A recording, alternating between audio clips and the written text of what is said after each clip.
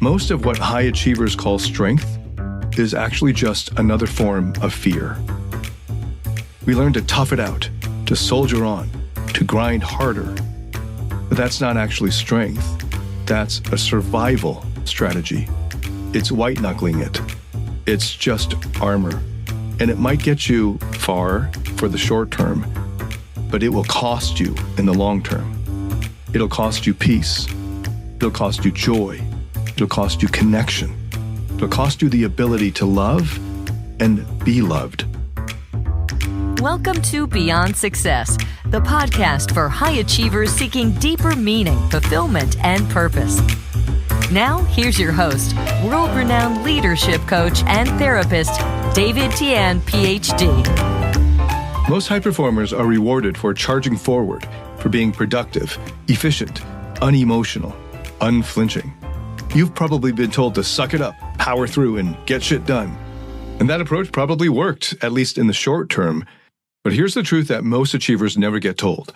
What got you here, that exact approach, is also the thing keeping you stuck. If you're constantly feeling like success should feel better than this, if you're burning out even though you've barely hit your prime, if you're secretly afraid that if you slow down long enough to feel that you might fall apart, then this series is for you. Because emotional strength isn't the absence of emotion. It's not about muscling through. And it definitely doesn't come from pretending you're just fine. Real emotional strength is about being grounded in the storm. It's having an inner radar that tells you, before you self-sabotage, what's really going on underneath. It's the quiet power of staying present with whatever's happening inside, without flinching or flailing or lashing out. And if you master what I'm going to cover in this series, here's what's possible for you. You'll stop getting derailed by emotional landmines. You'll rebuild trust with yourself. And you'll gain the kind of grounded presence that makes people around you feel safer, calmer, even drawn to you without knowing why. But if you keep operating the way that most achievers do, cut off from what you're really feeling, out of touch with what you actually need, then your success will always feel fragile.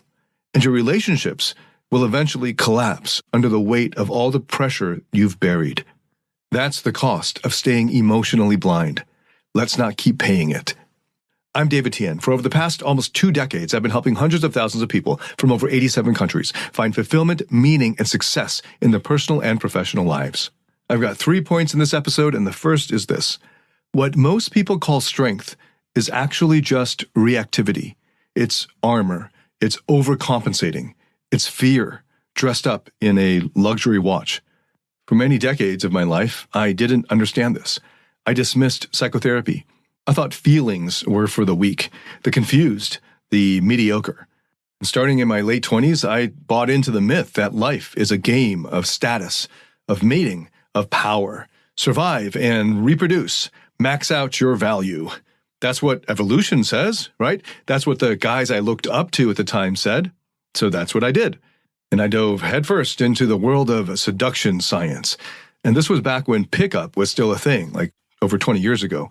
I studied it like it was a second Ph.D., reverse engineering attraction, optimizing identity, mastering social dynamics. And I ended up creating the top-rated dating skills program in the world, and the only one scientifically verified in studies published in a Tier 1 academic journal. I became a celebrity coach based in Singapore, the Asian Hitch, the media called me. I was living the dream that a teenage, insecure version of me would have sold his soul for.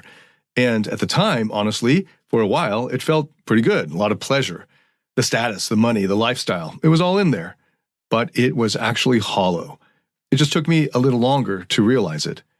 I thought I had reached the top back then. I had this model girlfriend, the booming business, the recognition, the status, the sex, the parties, the luxury. And it didn't feel like I was just surviving. It felt like I was thriving, by society's standards anyway. And then it all came crashing down. The girlfriend that I'd been dating for years at that time ended up cheating on me publicly in a kind of brutal way, in a way that made sure all of her following knew it. And in just that instant, my mask slipped, the facade cracked, the confidence, the swagger, all evaporated. And what was underneath all that? A terrified, broken little boy who felt worthless and thought he had to perform to be worthy of love. I didn't just feel hurt. I felt like annihilated. And when the shame got too loud to ignore, when the pain swelled past what I could numb, when I didn't see any point to living anymore, I found myself on the edge of the 57th floor of a skyscraper in Singapore, ready to step off.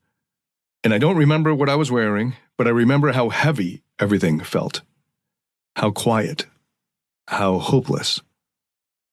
And I remember the moment my good friend grabbed me and pulled me back from the edge. And that should have been the wake-up call, but it wasn't. A few months later, I tried again.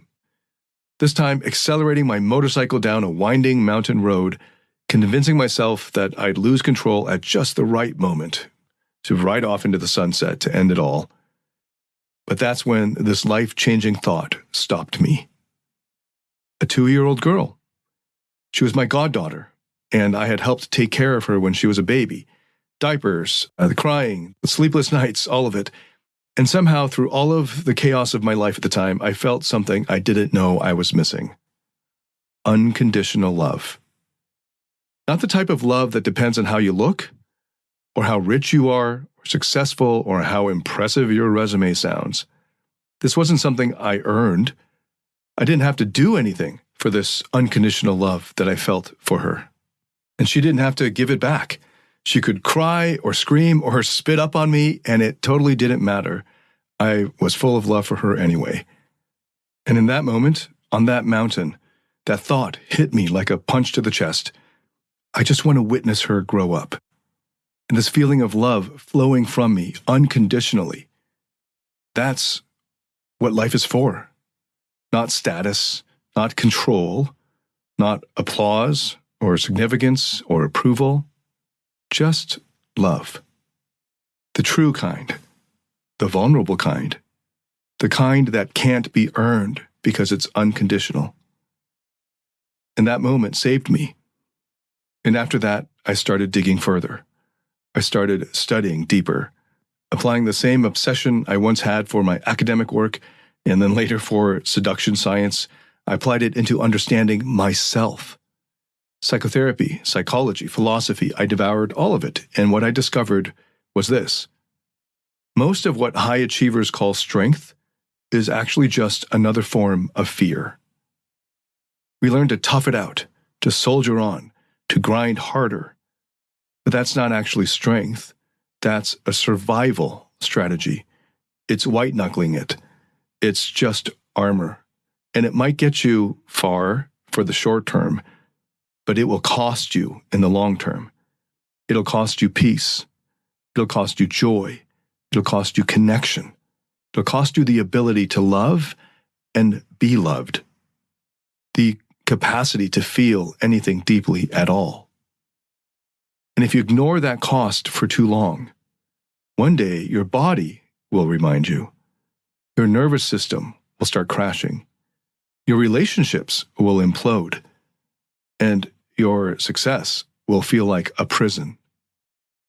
I've seen it over and over in clients, in friends, and in myself.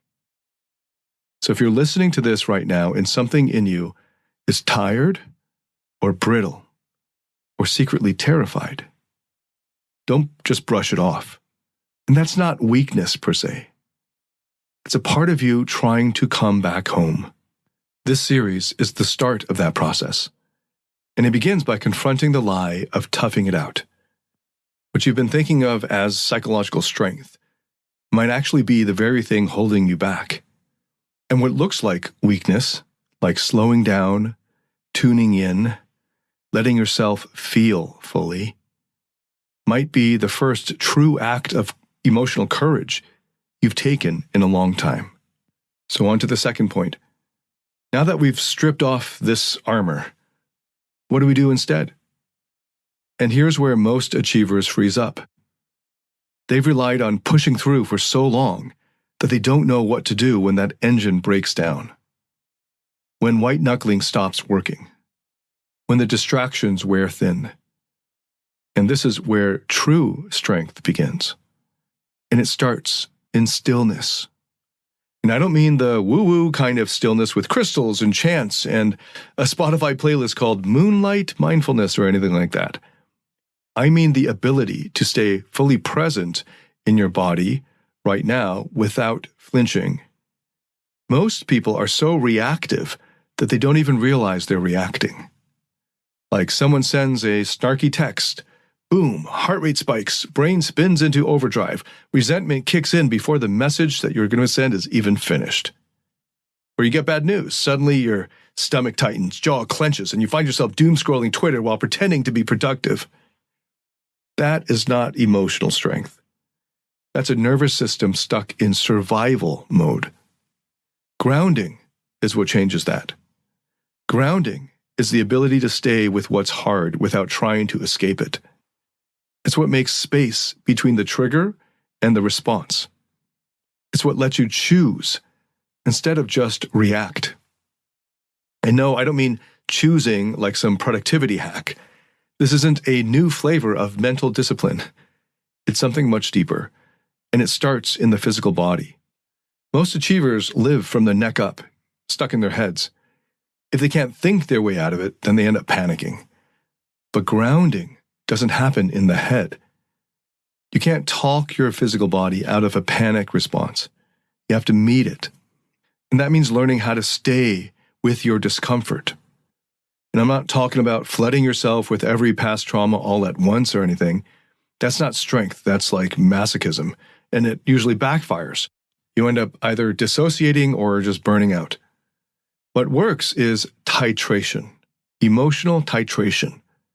In the same way, a special forces soldier learns to stay calm in the midst of battle chaos, not by ignoring fear, but by building capacity for it, increasing your threshold of tolerance for it.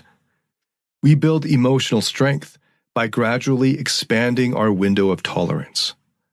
One moment at a time, one breath at a time, and when that wave of sadness or anger or whatever that strong emotion is starts to rise, you don't run away from it.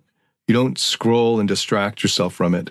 You don't numb it with work or Netflix or 5 back-to-back meetings.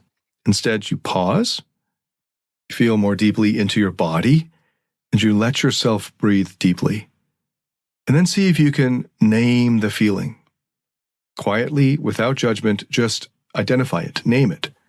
Even if it's just describing the physical feeling or sensation, like tightness or clenching or shaky or empty. It doesn't need to be poetic, just honest. And this is how we start regulating the system instead of being hijacked by it. This is what elite athletes train for, emotional regulation. This is like performance fuel. Because when your nervous system is calm, you can access more of your cognitive capacity, more of your creativity, more of your awareness. And that's how you lead under pressure.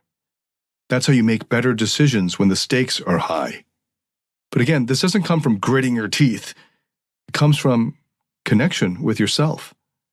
I remember this one moment some time ago. A client, a multimillionaire, tons of responsibility in his career. He told me, David, if I let myself feel what's under the surface, I'm afraid I just won't be able to function. He believed that if he stopped white-knuckling, then everything would collapse. His business, his relationships, his drive to accomplish anything at all. But what was actually collapsing was him, exhausted. Quietly, slowly, but inside him, exhausted. We work together on grounding, not with complicated scientific machinery or psychedelic journeys, just simple check-ins with the body. Consistent and frequent. Simple practices that helped him stay connected to himself through any stress. And over time, what happened was that he didn't lose his edge. Instead, he sharpened it. His team started trusting him more. He stopped overreacting. He started sleeping better. His creativity came back. And his relationship with his wife got much deeper. All because he stopped treating stillness like the enemy. Now, stillness isn't passivity. It's precision. When you're grounded, you don't waste energy trying to control what's outside of your control. You conserve it for what actually truly matters. And that calm, focused presence draws people in. That's what gives your voice weight. That's what makes your leadership magnetic. But you won't get there if you're afraid to slow down. If you're constantly spinning out or sprinting to avoid pain, you'll never discover what's underneath it all. And what's underneath it, for most of us, is grief, loneliness, shame, fear of all of that. Obviously not pleasant, at first anyway, but also not dangerous. The feelings can't hurt you, but running from your feelings can. So if you want to build emotional strength, not fake toughness, not polished image, but real, true, unshakable presence, then you have to start here. Pause, ground, breathe deeply. Let the wave of emotion pass through without clenching or trying to control it. And then, just notice. What's happening in your body? What story is playing in your mind? What do you usually do to avoid this moment? And instead of doing that thing, just stay in the pocket here. Even for 5 seconds longer than usual. This is how we build the muscle of staying. This is how we grow strength that doesn't crack under pressure. It won't feel dramatic. You won't get some dopamine rush. No one will give you a medal. But this is the work that matters. Because the ability to stay present in discomfort is the foundation of leadership, of power, of love. And it's available to anyone willing to practice it. So let this be the start. Even if it's just 5 deep breaths. Even if it's just feeling your feet on the floor while everything else inside you wants to run away. That's the beginning of real strength. That's where it can begin. Many high achievers struggle when it comes to managing their emotions or navigating their relationships, and they hit a wall when it comes to emotional mastery. Maybe you've noticed that stress, frustration, or anger is seeping into your personal or professional life, or you feel disconnected from those you care about. That's where David Tian's Emotional Mastery Program comes in. It's based on peer-reviewed, evidence-backed therapeutic methods to help you find happiness, love, and real fulfillment. Learn how to break free from the emotional roller coaster and start thriving in every area of your life. You can find out more at davidtianphd.com/emotional mastery. That's DAVIDTIANPhD.com/emotional mastery. Now on to the third point. Once you've got some grounding, once you've trained your body to stay present instead of always flinching or checking out, then something new becomes possible. You can start to see. And I don't mean with your eyes, I mean the kind of inner radar that picks up what's actually happening beneath the surface. Because the deal is, you can't master what you can't notice. And you definitely can't change what you refuse to feel. Most achievers are flying blind, and they don't even know it. They live stuck in their heads, running endless mental simulations, calculating every outcome, predicting the next 10 moves, or at least trying to. But if you ask them what they're feeling, like in their actual body, in real time, they either draw a blank or they deflect with some intellectual thought, but not a feeling. A thought about a feeling. And they wonder why their relationships feel so shallow, why they overreact to dumb shit, why they can't sleep even when they're actually exhausted.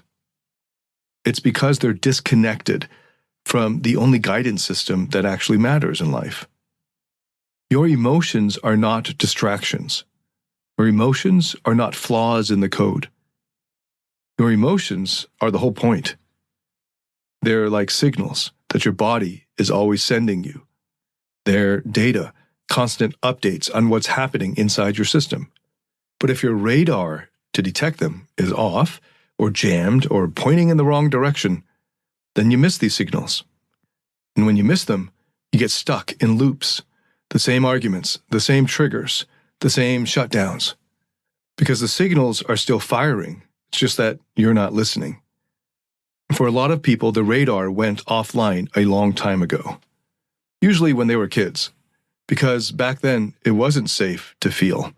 It wasn't safe to be angry or sad or scared. So those parts of them got pushed down, buried, silenced. And now, decades later, those same parts are still trying to be heard. But now they don't whisper. They yell. They hijack your mood. They sabotage your best efforts to try to get your attention. They make you say things you regret 5 minutes later. They overwhelm you, take over. All because no one ever taught you how to check your damn radar. So we can start doing that now. Radar means scanning. Not judging, not fixing, just scanning, just noticing, just picking up the signals. Start with this question. What's happening in me right now? What feelings, sensations, or emotions? Don't answer this with your head. Drop into the body. A tight chest, maybe? Or a heavy stomach? Or is it kind of numbness overall? Start practicing your radar. Another way in is, what part of me is driving right now? Because most of us aren't being guided by our calm, wise, higher self. Most of the time, it's a scared 12-year-old manager part trying to avoid shame, or a pissed-off teenager part demanding respect out of fear, or an exhausted part just trying to keep everyone happy. And these parts don't need to be punished. They need first to be seen and then understood. And if that sounds weird or new age or whatever, don't worry. You don't have to believe anything. Just notice. That's all radar asks you to do. Notice. It's the difference between getting sucker punched by your emotions versus spotting them on the horizon coming in. When your radar is online, you can tell the difference between I'm actually angry at them versus I'm afraid they'll reject me if I speak up. Or the difference between I need to work harder versus I'm terrified I'm not enough. And that's real clarity. And clarity gives you power. But the thing is, radar only works when you're grounded. Otherwise, the signals get scrambled or cut off. You either over-identify with the emotion and get swept away, overwhelmed by it, or you, out of fear of being overwhelmed, cut off from it completely and go numb or blank. So grounding and radar work together. Grounding stabilizes the system. Radar makes sense of the signals. One keeps you in your body, and the other helps you understand what's happening inside you. When you're grounded, then you can actually scan. And when you can scan, then you can actually choose. But you can't choose what you can't see or notice. Most achievers are stuck in a kind of automatic pilot, running from part to part or story to story without ever pausing and long enough to ask, who's driving right now? What's this emotion really trying to tell me? The ones who do ask, the ones who build the radar, they're the ones who stop repeating the same mistakes. They're the ones who can break out of the cycles. They're the ones who start healing, not just managing symptoms. And they're the ones who grow very quickly. And once you can do this on your own, moment to moment, then all of your results change. I remember working with a co-founder of a startup who was always blowing up at his team. He's a really nice guy, smart, actually had a big heart, but the smallest things would set him off. Every time he'd just justify it by saying, but hey, they're just not executing. I need to hold the line. I need to teach them a lesson. But when we dug deeper, the radar started picking up something else. What was actually happening was that he had a part of him that was terrified of being seen as soft. Because as a kid, his dad berated him every time he showed softness. So now, decades later, he'd armor up and lash out whenever he sensed someone possibly questioning his authority, even when, on hindsight, no one actually was. And once we found this pattern, once he could see it, he stopped reacting to the triggers. He could pause, scan, and then choose how to respond from a grounded place. That one shift changed the entire energy of his company and his marriage and his sleep, because now the radar was online. Now, this isn't magic. It's a skill, and anyone can learn it. Start with just 30 seconds a day, just pausing and asking, what's happening in me right now? Not, what should I be feeling? Not, how do I fix this? Instead, just, what's really happening in me right now? If it's anger, notice it and name it to yourself. If it's shame, notice it and name it to yourself. If it's blankness, name that too. And when you do that, when you stop running or stop avoiding or stop shaming yourself for having these feelings, then something really powerful can happen. You begin to feel seen by yourself. And that right there, that's what most people are chasing in all their achievements anyway. Not really approval, not really applause, just the feeling of being okay in their own skin. But you won't find that from the outside. You find it by learning to tune in, to listening to the signals, to turning the radar, your inner radar, back on. And once that system is running, now we can do the real inner work, because now you're not just reacting blindly. You're responding with awareness. Now you're not being dragged around by a bunch of outdated toxic patterns. Instead, you're choosing. And the more you choose from this place, from grounded awareness, the more trust you build within yourself. And trust within yourself is the foundation for everything else. Confidence, connection, intimacy, leadership, peace. But it starts here. Ground, then scan, then choose. It sounds simple, and it is actually simple, but it's not easy. Not at the beginning, anyway. And that's why most people skip this step, and then spend their whole lives wondering why nothing they achieve ever makes them feel like enough. But you don't have to do that anymore. This is the work. If you're still listening, then guess what? You've already started. So let's bring it all together. First, most of what we've been taught about emotional strength is backwards. Toughing it out, staying in control, never letting them see you sweat. That's not strength. That's fear in disguise. Armor pretending to be muscle. Second, real strength starts from grounding. If you can't stay in your own body, you're just triggered and reacting. You're not choosing. You're just surviving, not thriving, not fully living. Third, once you're grounded, you can scan. You can tune the radar to pick up what's actually happening inside. And that's where real awareness begins. And that's the doorway to your growth. Because if you can't feel it, you can't heal it. And if you can't see it, you can't change it. I'll say this as clearly as I can. The old way of being emotionally strong, the one that says power means pushing harder, or never feeling, or never needing, or always controlling. That old way doesn't work. It burns you out, and it kills intimacy and connection. And it leaves you wondering why success feels so empty. I worked with a client, a high-level executive who had achieved everything on his checklist. He had made multiple millions by the time we started working together. He had purchased multiple properties. He had married, to him, a beautiful wife.